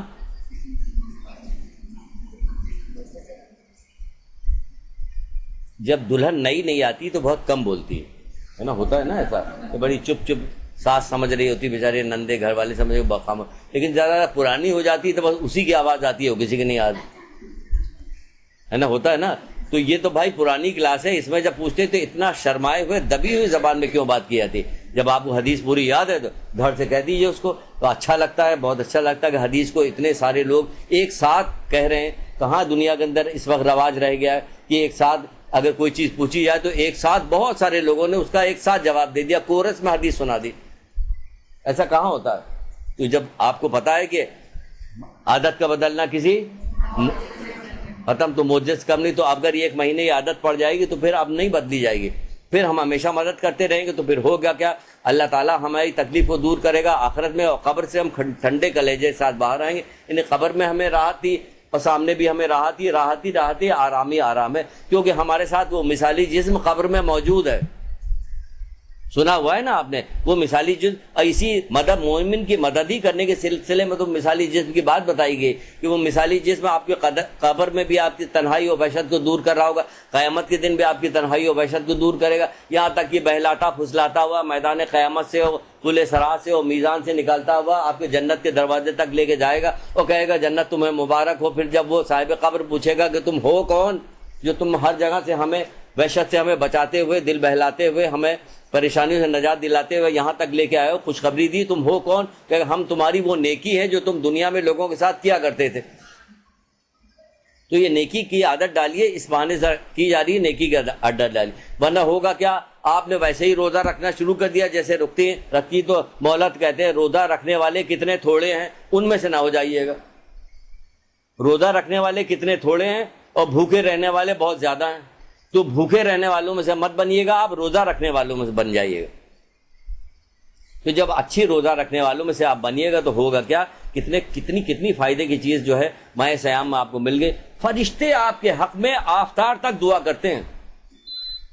فرشتے یعنی مسلسل جس وقت سے آپ نے روزہ رکھا اس وقت سے آفتار کے وقت تک فرشتے آپ کے حق میں دعا کر رہے ہوتے ہیں. کتنا اچھا، کتنا وقت ہوتا ہے، 14 15 گھنٹے آپ کو ملتا ہے کہ فرشتے آپ کے حق میں دعائیں کر رہے ہیں، بشرطے کے بیچ میں کوئی خلل نہ پیدا ہو. بھوکے نہ رہیے، روزہ رکھیے. جو مولا کہہ رہے ہیں کہ روزہ رکھنے والے کتنے تھوڑے ہیں اور بھوکے رہنے والے بہت زیادہ ہیں. تو بھوکے نہ رہیے، آپ کو کیا کام کرنا ہے؟ روزہ رکھنا. کیونکہ جب آپ روزہ رکھنے والے کے لیے فرشتے جو ہیں آفتار تک جو دعائیں کرتے رہے. چھٹے امام جعفر صادق علیہ السلام فرما رہے ہیں بات،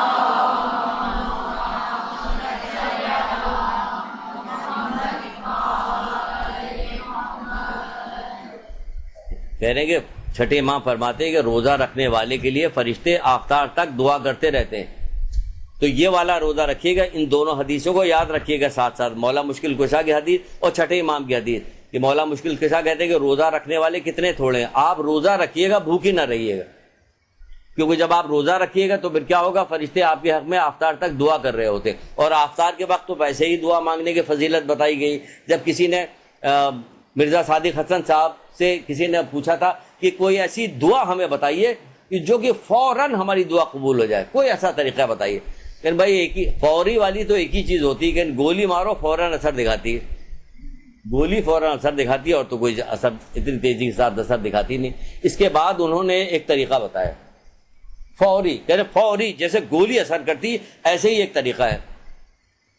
لیکن وہ کیا ہے کہ زیارت عاشورہ پڑھنے کے بعد اور اس وقت جس وقت روزہ کھولنے سے پہلے کھجور ہاتھ میں لیتا ہے آدمی، اس وقت جو دعا کرے گا تو انشاءاللہ دعا پوری ہو جائے گی.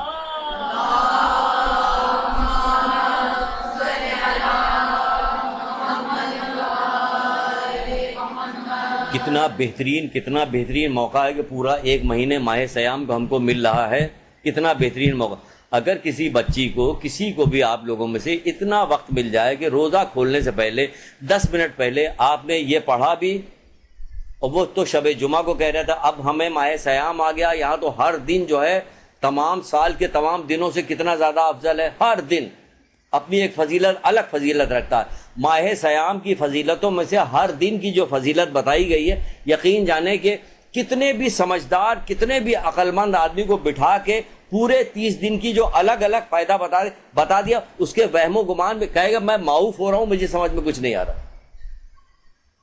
ہر دن کا اگر ثواب الگ الگ، جو الگ الگ ثواب لکھا ہے کہ پہلی تاریخ کے روزہ رکھنے کا یہ ثواب ہے، یہ ملے گا یہ ملے گا یہ ملے گا، یہاں تک کہ 30 تاریخ تک کے روزے کے ثواب جو بتائے گئے، یقین جانی خالی اگر آپ پڑھ رہی ہوئیے گا تو طبیعت جو ہے معاف سی ہو جاتی ہے۔ کہتے نہیں آنکھیں خیرہ ہو گئی نعمتوں کو دیکھنے کے بعد، بہت ساری خوشیاں ایسی ملتی جو آدمی سے برداشت نہیں ہوتا، بے ہوش ہو گیا پتہ چلا، غم سے بھی بے ہوش ہو جاتے ہیں، خوشی سے بھی بے ہوش ہو جاتے ہیں لوگ، یہ بے ہوش ہو گئے، بے ساختہ رونے لگتے ہیں۔ لوگ پوچھتے کیا اللہ خیر کرے، سب صحیح تو ہے سب کہ ہاں 15 سال کے بعد بیٹا پیدا ہوا، یعنی ایسی خوشی ملی کہ اتنا روئے کہ وہ لوگ سمجھتے ہیں کوئی پریشانی آ گئی، پتہ چلا کہ نہیں کھویا ہوا بیٹا واپس آ گیا، اس لیے خوشی ہو رہی۔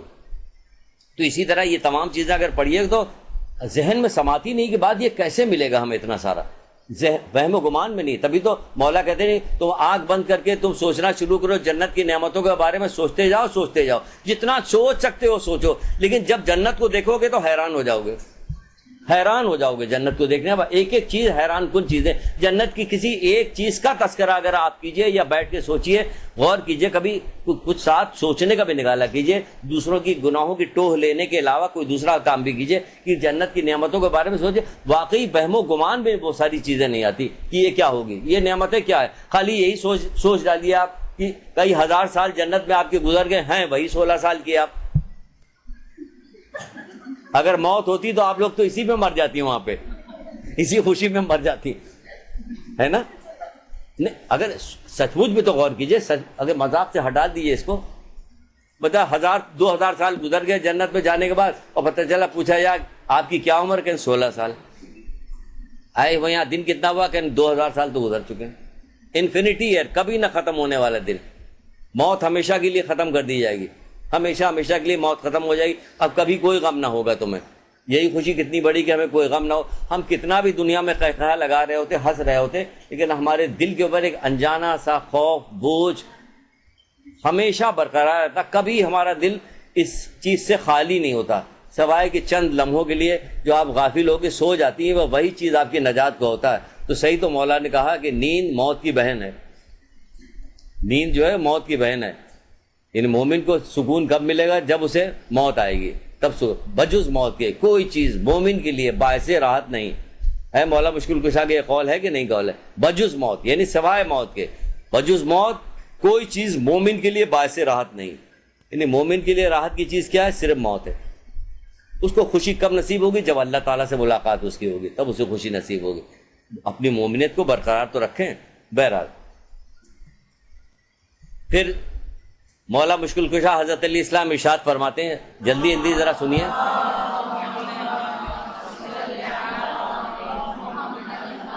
بہت ساری باتیں ابھی باقی ہے، وقت تھوڑا رہ گیا ہے۔ ماہ رمضان میں زیادہ دعا کیا کرو، دعا زیادہ کیا کرو۔ مولا فرما رہے ہیں یا سفارش کر رہے ہیں، ماہ رمضان میں آپ سے، اپنے ماننے والوں سے کہہ رہے ہیں کہ ماہ رمضان میں دعا زیادہ کیا کرو اور توبہ استغفار کرو، کیونکہ دعا کے وسیلے سے مصیبتیں دور کی جائیں گی۔ یعنی زیادہ دعا کرو تو مصیبتیں دور، بھائی سامنے والی بھی مصیبت دور کی جائے گی، آئندہ آنے والی بھی مصیبت دور ہو جائے گی۔ بھائی یہیں سے دعا کرتے نہیں کہ پل صراط سے، جہنم کی آگ سے ہمیں بچا پروردگار، یعنی آئندہ والی بھی مصیبت اور وقتی مصیبت سب دور ہو جائے گی۔ آپ چاہیں تو اپنی آل اولاد سے مصیبتوں کو دور کر سکتے ہیں، آنے والی نسلوں کو مصیبتوں سے بچا سکتے ہیں۔ غم کریں ذرا، خالی اپنے عیش و آرام کو نہ دیکھیں، دل میں اتنا درد رکھیں کہ سوچیں کہ ٹھیک ہے ہم تو دنیا سے چلے جائیں گے، لیکن بعد میں یہ اتنی خراب دنیا ہے کہ ہماری آل اولاد مومنین کا کیا ہوگا۔ کسی کتاب میں کہیں پڑھ رہے تھے، ہمیں یاد نہیں آ رہا کہ کس کتاب میں، لیکن ہمیں اٹریکٹ بہت کی، اب ہم اسے ڈھونڈ بھی رہے کہ شاید ماد میں ہم نے پڑھا تھا، محسن قرائتی کی کتاب ماد، اس میں پڑھا تھا، یا انہی کی کتاب ہے امر بالمعروف نہی عن المنکر، اس میں پڑھا تھا، کس کتاب میں پڑھا تھا وہ کتاب نہیں یاد آ رہی مجھے کہ کس کتاب میں ہم نے یہ پڑھا تھا کہ قارون جو زمین میں دھنسا دیا گیا ہے، جب بہت سارے فرشتے کسی وقت جا رہے تھے کسی مسئلے میں، وہ لکھا بھی ہوا کہ کس مسئلے جا، تو وہ سمجھا کہ شاید قیامت آ گئی، تو اس نے پوچھا کہ کیا قیامت آ گئی ہے، تو انہوں نے کہا نہیں قیامت تو نہیں آئی ابھی۔ تو کہا پھر اس نے اپنی قوم کے بارے میں پوچھا، بنی اسرائیل کے لوگوں کے بارے میں پوچھا، حضرت موسیٰ کہا کہ وہ لوگ تو کب کے ختم ہو گئے، وہ تو قوم کب کی ختم ہو چکی، تو اس کو بڑا رنج ہوا یہ سننے کے بعد۔ تو جب اسے سننے کے بعد یہ رنج ہوا، اپنی قوم کے بارے میں رنج کرنے کی وجہ سے پروردگار نے اس کے گناہوں میں تخفیف کر دی جو عذاب اسے آ رہا تھا۔ کیا سمجھیں؟ قارون جیسا خراب آدمی جو زمین میں دھسا دیا گیا، وہ زمین میں دھسا ہوا، تو اپنی قوم کے لوگوں کے بارے میں رنج پیدا اس کو ہوا کہ جس کی وجہ سے کیا ہوا، اللہ تعالیٰ نے اس کے گناہوں میں تخفیف کر دی۔ اگر ہم اپنی آنے والی نسلوں کے لیے، مومنین کے لیے، زندہ بھی ابھی بھی اور بعد کے لیے بھی اگر رنج کریں، غم کریں اور اس کے کوئی اسباب بھی مہیا کریں کہ وہ ٹھیک ہو جائے، تو اس کا اسباب کیا؟ یہی دعا کریں۔ بہت ساری دعائیں آپ دعاؤں کی کتابوں میں دیکھیں کہ جو شخص اس دعا کو پابندی کے ساتھ مغرب کی نماز کے بعد پڑھتا رہے گا تو کیا ہوگا، اس کی 7 پشتیں کبھی محتاج نہیں ہوں گے۔ یا اللہ یا اللہ یا اللہ یا رب یا رب یا رب یا حیو یا قیوم یا ذو الجلال والاکرام میں ہے یا نہیں ایک دعا جس میں کیا گیا کہ مغرب کی نماز کے بعد پڑھے گا تو کیا ہو، اس کی 7 پشتیں۔ اب ایک اشارہ دیا گیا کہ 7 پشتیں، اب کتنی مستند ہے، مستند نہیں ہے، کیا نہیں، اس کو سب کو چھوڑیے، لیکن موجود ہے اس کتاب میں، اس میں ساری کتابوں میں بہت اچھی اچھی دعائیں، مستند دعائیں بھی موجود۔ 7 کا مطلب اشارہ مل رہا، اگر ہم بہت سارے ایسے کام کر سکتے ہیں جو ہماری آنے والی نسلیں بہت ساری برائیوں اور مصیبتوں سے محفوظ رہ سکتی ہیں، یہ اشارہ ملا تو وہ ہم کریں۔ تو وہ کہہ رہے ہیں کہ ماہ صیام نے زیادہ کیونکہ دعا کے وسیلے سے مصیبتیں دور کی جائیں گی اور استغفار کی وجہ سے تمہارے گناہ مٹ جائیں گے، یعنی ہم استغفار کریں اور دعا کریں، زیادہ اس مہینے میں استغفار کریں، دعا کریں۔ اچھا، اور کیا بعض جگہ پہ یہ بھی بتایا گیا ہے اس مہینے میں، کیا بتایا گیا ہے؟ تم اپنے کنیزوں سے، غلاموں سے کم کام لو، ہے نا، جیسے اللہ کے رسول بتاتے ہیں۔ اللہ کے رسول نے کہا ہوا، کیا کہا ہوا، بہت ساری چیز گئی، لیکن ایک چیز بتا دیں آپ کو، وقت کم ہے، جلدی یہ لکھنے والا مسئلہ جو ہوتا ہے بیچ میں جو بات آ جاتی اس میں بہت ساری چیزیں بتانی ہے وہ رہی جا رہی۔ اس مہینے میں اپنے اخلاق کو اچھا کرنا چاہیے۔ خوش اخلاقی کی کتنی باتیں، پوری کلاس لی ہم نے خوش اخلاقی کے اوپر ہے لیے، لیکن ایک چھٹے امام کی ایک روایت آپ کو سناتے ہیں خوش اخلاقی کے، بس شاباش سن لیجئے، اس کو بعد میں کریے گا۔ جب چھٹے امام سے پوچھا گیا کہ مولا یہ حسن اخلاق کیا ہے، تو آپ نے فرمایا یہ کہ تم لوگوں سے ایسا برتاؤ کرو جیسا تم خود ان سے اپنے لیے چاہتے ہو۔ کیا بہترین طریقہ کار بتایا مولا نے، کتنا آسان کہ ایک روایت آپ کو یہ یاد ہو جائے تو خوش اخلاقی سے کبھی باہر آپ نہیں نکل سکتے۔ کیا کہہ رہے ہیں کہ جب پوچھا گیا کہ مولا حسن اخلاق کیا، تو آپ نے فرمایا کہ تم لوگوں سے ایسا برتاؤ کرو جیسا تم خود ان سے اپنے لیے چاہتے ہو۔ آپ اپنے لیے کیا چاہتی ہیں؟ ہم آپ کی عزت کریں، لوگ آپ کی عزت کریں، آپ کے ساتھ، آپ کو دیکھ کے خوش اخلاقی کے ساتھ پیش آئیں، چہرہ نہ بنائیں، منہ نہ سجائیں۔ آگے پتہ نہیں کیا، آپ کو کتنا برا لگے گا، پھر آپ بھی مت کیجیے کسی کے ساتھ۔ باقی ساری چیزیں، جتنی چیزیں آتی ہیں، کہتے ہیں کہ پھر رسول اللہ فرماتے ہیں کہ جس شخص کے اخلاق بہتر ہوگا اس کا ایمان زیادہ قیمتی ہے، یعنی سب سے زیادہ ایمان قیمتی کس کا؟ جس کا اخلاق زیادہ بہتر ہوگا، اس کا ایمان سب سے زیادہ قیمتی ہے۔ ہر چیز کی قیمت ہوتی ہے تو ایمان کی بھی قیمت ہوتی ہے، ہر چیز کا وزن ہوتا ہے نا، انسان کا وزن کیا ہے؟ دیکھیے ایمان اگر آپ نکالیے، دیکھیے حدیثوں کو شوق رکھیے تو کتنی اچھی چیز یہاں پہ نکل رہی کہ اس کا ایمان زیادہ قیمتی ہے۔ پتہ چلا ایمان کی بھی قیمت ہوتی ہے، زیادہ قیمتی اور کم قیمتی ہوتا ہے۔ اسی طرح ایک حدیث یاد آ رہی مولا کی کہ انسان کا وزن، تو انسان کا وزن کیا جائے، ہوتا نہیں کہ بعض مشینوں میں سے کچھ چیزیں نکل آتی تو اس میں ایک آدمی آگے کھڑا ہوا تو مشین سے جو کارڈ نکلا اس پہ لکھا ہوا تھا ایک آدمی کی جگہ 2 آدمی مت کھڑے ہو، جبکہ کھڑا ایک ہی آدمی تھا، یہ اتنا بھاری آدمی تھا۔ لیکن مولا کیا کہتے ہیں کہ آدمی کا وزن اس کی عقل ہے۔ اتنا خوبصورت قول ہے کہ آدمی کا وزن اس کی عقل ہے، جیسی عقل ہے ویسے ہی وزنی آدمی ہے وہ۔ پھر رسول اللہ اس مہینے کے بارے میں فرماتے ہیں، جلدی سنیے، کہتے ہیں بے شک ماہ رمضان وہ عظیم مہینہ ہے جس میں خداوند عالم نیکیاں کئی گنا زیادہ کر دیتا ہے اور گناہوں کو مٹا دیتا ہے اور درجات کو بلند کرتا ہے۔ جو اس مہینے میں صدقہ دیتا ہے اللہ تعالیٰ اس کی مغفرت کرتا ہے۔ صدقہ دیجئے زیادہ اس مہینے میں۔ آپ کو تو ایسے ہی بھی ترغیب دلائی جاتی ہے صدقے کی، آپ کی آسانی کے لیے صدقے کی صندوقچیاں بھی دے دی گئی، بنا دی گئی، اس میں سے صدقہ لے کے ہم لوگ نہیں کھاتے ہیں، کوئی نہیں کھاتا، مستحقین تک پہنچایا جاتا ہے۔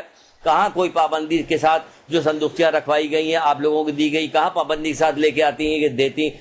کتنی شکایتیں ملتی ہیں کہ اس پہ نام نہیں لکھا ہوا تھا، خالی کر کے چھوڑ کے چلے گئے، وہاں پریشان ہوتے ہیں لوگ کہ کیا کریں کیا نہ کریں۔ یہ سارے والنٹیئرز جو ہیں وہ قربتاً اللہ، ثواب کے لیے، اللہ کی رضا کے لیے ہی کام کر رہے ہوتے، یہ کوئی آپ سے اجر تھوڑی چاہتے، یہ اللہ کی رضا کے لیے کام کر رہے ہیں۔ تو کیا کہا گیا؟ عام دنوں بھی صدقہ نکالنے کو کہا گیا، جو صبح کے وقت صدقہ نکالے گا دن بھر کی بلائیات دور ہوگی، جو رات کے وقت مغرب کے وقت صدقہ نکالے گا وہ رات کی بلائیات دور ہوگی۔ تو آپ صدقہ ہر بات پہ نکالیے، امام زمانہ کا صدقہ نکالیے۔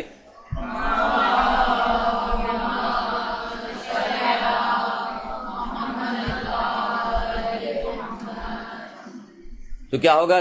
خداوند اس مہینے میں زیادہ کرے گا، اور اس مہینے میں صدقہ دیتا ہے تو اس کے پروردگار مغفرت کرتا ہے، بخش دیتا ہے۔ اس مہینے میں عام دنوں میں بھی صدقے کا فائدہ ہوتا ہے، لیکن اس مہینے میں، اور جو اس مہینے میں نوکروں سے کم کام لیتا، اپنے نوکروں سے کام لینے میں کمی واقع کرتا، اللہ کیا کرتا؟ اللہ تعالیٰ اس کی مغفرت کر دے۔ دیکھیے کیسے مغفرت ہوتا، آپ کنیز سے کم کام لے رہے ہیں، اور اللہ تعالیٰ کی محبوب، دیکھو اللہ تعالیٰ کو یہ چیز کتنی زیادہ پسند ہے، آپ کی نگاہوں میں کنیز کی کوئی حیثیت نہیں ہے۔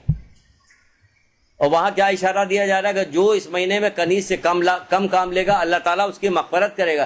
ارے کنیز کو تو چھوڑ دیجئے، اپنے گھر میں بہو بیٹیوں کے ساتھ، ان کے ساتھ رحم کیجئے، کام کرنے والیوں کے ساتھ رحم کیجئے، جو بچیاں ہوتی جو ذرا سے بڑی ہو جاتی ہیں اور یتیم ہوتی، ان کا کوئی نہیں ہوتا، ان کے ساتھ کیسا سلوک اس دنیا کے اندر کیا جا رہا ہوتا۔ اگر کوئی بہو کمزور ہوتی ہے، شریف ہوتی ہے، نیک ہوتی ہے تو اس کے ساتھ کیسا سلوک کیا، اگر کہیں ماں کمزور پڑ جاتی ہے تو اس کے ساتھ کیسا سلوک۔ اور یہاں اشارہ دے رہے ہیں کہ نہیں، نوکر کے ساتھ، کنیز کے ساتھ رحم کرو گے، کم کام لوگے اس سے تو ہم تمہاری مغفرت کر دیں گے۔ کتنا مشکل کام ہے۔ قرآن یہ کہتا ہے کہ اگر پوری دنیا بھی دے دیں نا، یہ اپنے باپ بھائی سارے لوگ پڑھیے گا اس میں کیا ہے، سب دے دیں قیامت کے دن، اس لیے کہ ان کے گناہ معاف کر دیے جائے، اس عذاب چھٹکارا ہو جائے، تو کوئی چیز کام نہیں آئے گی، ہے یا نہیں ہے؟ بلکہ ایک روایت تو آپ کو رسول اللہ صلی اللہ علیہ وسلم کی یا کسی کی سنائی تھی ہم نے، کہ جس میں بتایا اگر کوئی کسی مومن کو اذیت پہنچائے اور پہنچانے کے بعد یہ پوری دنیا اسے دے دے تو کیا ہوگا؟ نہ اس پوری دنیا کو دینے کا اسے کفارہ ہوگا، اور نہ اس کا کوئی اجر ملے گا اس کو، پوری دنیا دے دینے کا۔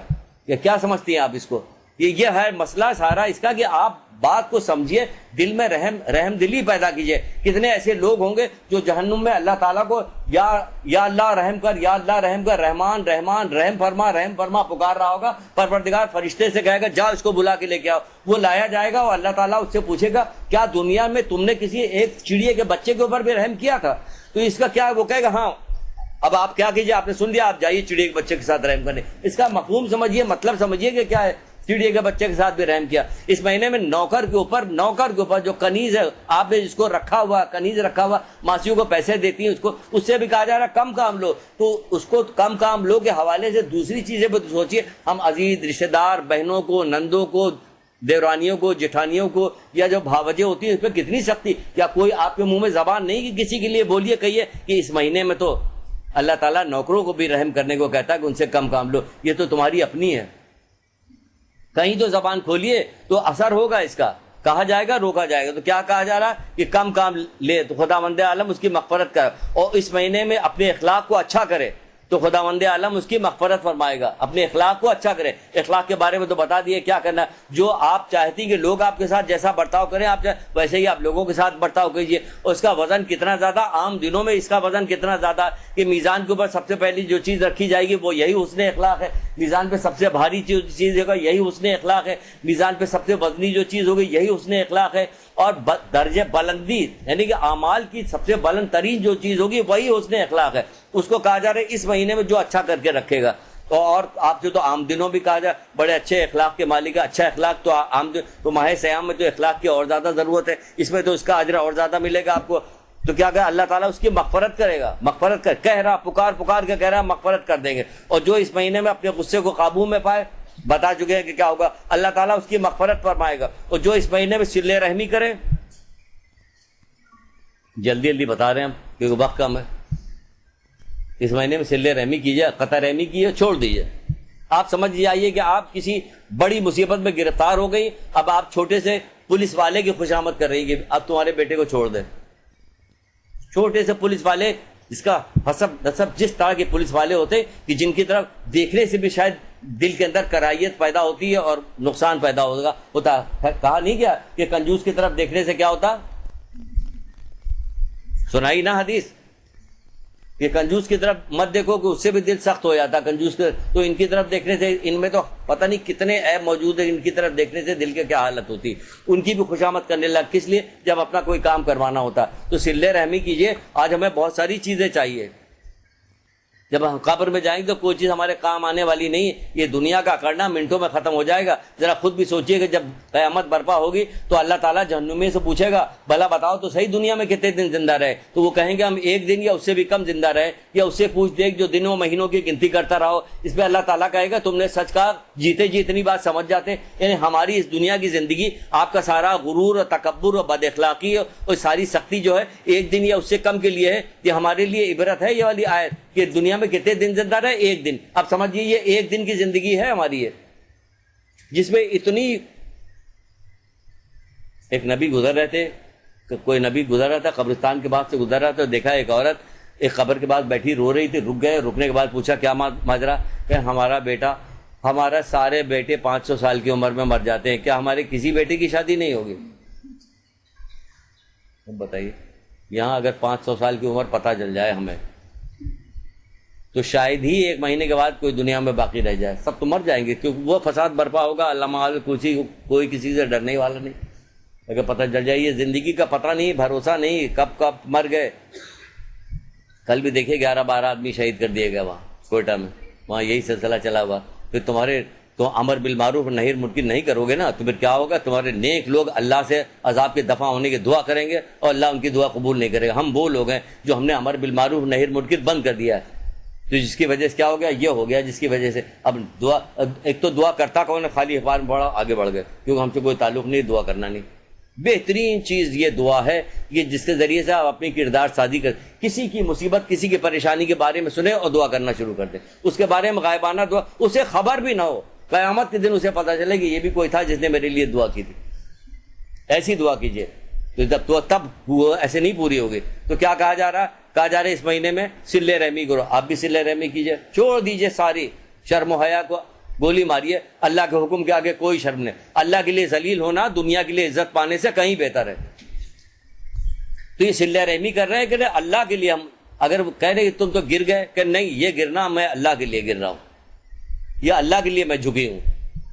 تو اللہ کے لیے ذلیل ہونا. اگر کوئی ذلیل بھی کرتا کہ ایسے ایسے رشتہ داروں تمہارے ساتھ تو یہ کیا تھا، تم اس کے ساتھ صلہ رحمی کر رہے ہو، کہ ہاں صلہ رحمی کر رہے ہو اپنے رب کی وجہ سے، اللہ کا منہ کر کے صلہ رحمی کر رہے ہو، کیونکہ اللہ کے لیے ذلیل ہونا دنیا کے لیے عزت پانے سے کہیں زیادہ بہتر ہے. پھر فرماتے ہیں کہ تم اس مہینے میں باقی مہینوں کی طرح نہ ہو. جب تمہارے پاس آتا ہے تو برکتیں رحمتیں ساتھ لاتا ہے، اور جب جاتا ہے تو تمہارے گناہوں کی مغفرت کرتا ہے. یہی وہ مہینہ ہے کہ جس میں نیکیاں جو ہیں کئی گنا زیادہ ہوتی ہیں اور نیک اعمال قبول کیے جاتے ہیں. تم اس مہینے میں کیا کام کرو کہ تم میں سے جو بھی اس مہینے میں خدا کی خوشنودی کے لیے 2 رکعت نماز پڑھے گا، اللہ تعالیٰ اس کی مغفرت فرمائے گا. یہ کیا ہے؟ یہ اللہ کے رسول نے فرمایا ہے یہ ساری چیزیں.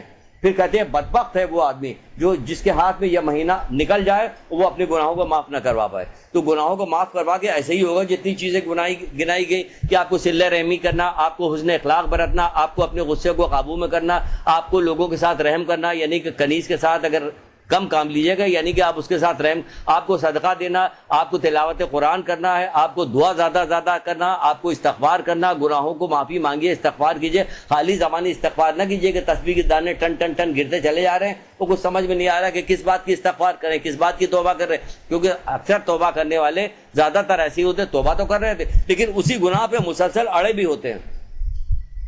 آپ دیکھیں کہ جتنے توبہ کرنے والے لوگ، ہر نماز کے بعد لوگ توبہ کرتے ہیں، ہر نماز پڑھنے کے بعد توبہ کرتے ہیں، لیکن ہم یہ نہیں دیکھتے کہ توبہ کرنے والے گناہ کو چھوڑتے چلے جا رہے ہیں. گناہ کو کوئی نہیں چھوڑتا، خالی وہ تسبیح کے دانے گر رہے ہوتے ہیں، بس گناہ کو کوئی نہیں چھوڑا تھا. نہیں، توبہ کیجئے، سچی توبہ کیجئے.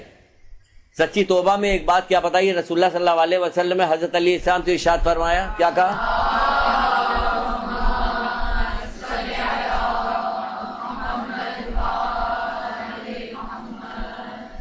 سچی توبہ کرنے میں پہلے ہمیں چیونٹی کی مثال دے دیں، پھر آتے ہیں اس حدیث کو آپ کو سناتے ہیں. چیونٹی بار بار چڑھتی پھر گر جاتی، پھر چڑھتی پھر گر جاتی، لیکن چڑھتی رہتی. آپ بھی بار بار توبہ، سچی توبہ کیجیے، پھر اتفاق ہو جائے پھر توبہ کیجیے، پھر توبہ اس گناہ کو یاد کر کے توبہ کیجیے. ایک وقت آئے گا کہ اس میں فاصلہ بڑھتا جائے گا، اور فاصلہ بڑھتا جائے گا، چھوٹ جائے گا. یقین جانیے اگر آپ دل سے توبہ کیجیے گا اللہ تعالیٰ کو حاضر و ناظر جان کے کہ یہ گناہ ہے، اللہ تعالیٰ میں تو یقین جانیے کل تک جو غیبت آپ کو اچھی لگ رہی تھی آج آپ کو بیزاری پیدا ہوگی، اکتاہٹ پیدا ہوگی کہ کس طرح سے اس محفل سے میں نکل جاؤں کہ جہاں یہ غیبت ہو رہی، جبکہ کل آپ بڑی دلچسپی کے ساتھ غیبتیں کریں. یہ آپ کے اندر کس نے کیفیت پیدا کی؟ اللہ تعالیٰ کیفیت پیدا کرتا ہے.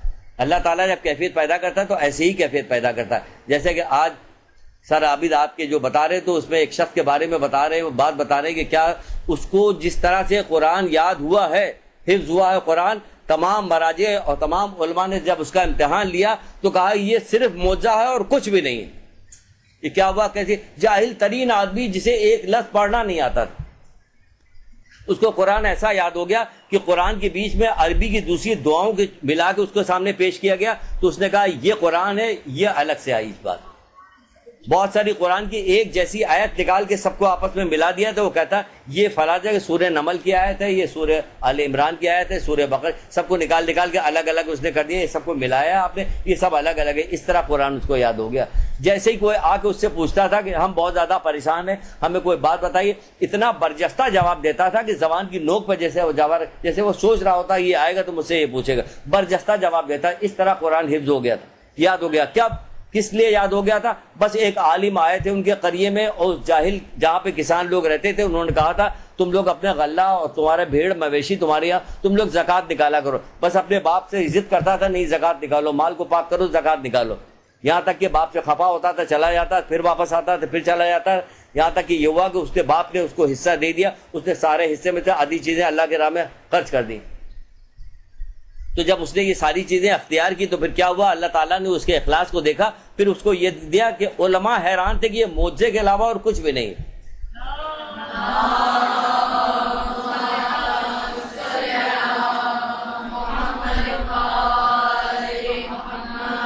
یہ معجزے کے تو آپ کیسے ممکن ہے جو اللہ تعالیٰ سے صحیح معنوں میں آپ توبہ کیجیے گا پھر وہی گناہ کیجیے گا تو آپ کو لذت آئے گی؟ کبھی نہیں آئے گی. جب آپ کو لذت نہ محسوس ہو اللہ تعالیٰ کا شکر ادا کیجیے گا، پروردگار تو نے یہ کیفیت پیدا کر دی، کیا تیری شان ہے، کیا تیری سجدہ کیجیے اللہ تعالیٰ سے، شکرانہ اس کا ادا کیجیے گا. پروردگار کل تک جس چیز میں مجھے لذت آتی تھی، جس گناہ میں، آج اس گناہوں سے مجھے بیزاری ہو گئی، میں گناہ سے بیزار ہوں.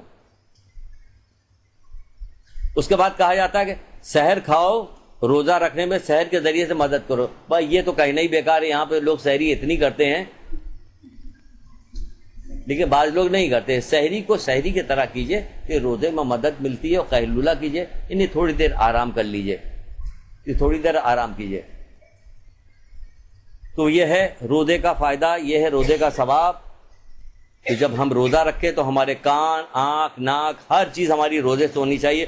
کان سے کوئی ہم حرام بات نہ سنیں، آنکھوں سے کسی حرام چیز کو، الگ الگ سب کی روایتیں ہیں لیکن سب کو ایک میں ملا رہے ہیں کیونکہ وقت ختم ہو چکا ہے کہ ہم کان کے ذریعے سے کوئی بری بات نہ سنیں، آنکھوں سے ذریعے کوئی بری بات، زبان پہ اپنی کنٹرول رکھیں، زبان کے ذریعے سے کوئی بری بات نہ کریں کیونکہ ہمارا روزہ اعضاء جوارح پورے بدن کا روزہ ہوتا ہے، خالی پیٹ کا روزہ نہیں ہوتا، پورے بدن کا روزہ ہوتا ہے. یہاں تک کہ فکر کا بھی روزہ ہوتا ہے. فکر میں بھی زیادہ تر آپ اچھائی کے بارے میں سوچیں، زیادہ زیادہ قرآن پڑھیے گا، زیادہ زیادہ دعائیں کیجیے گا، اور ہم سب کے حق میں